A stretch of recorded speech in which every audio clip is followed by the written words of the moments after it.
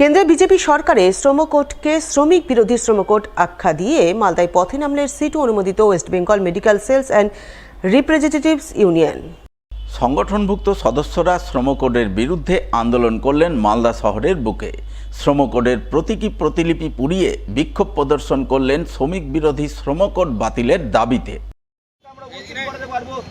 সদস্যের মধ্যে দিয়ে আমরা একটা মেসেজ পৌঁছে দেওয়ার চেষ্টা করব।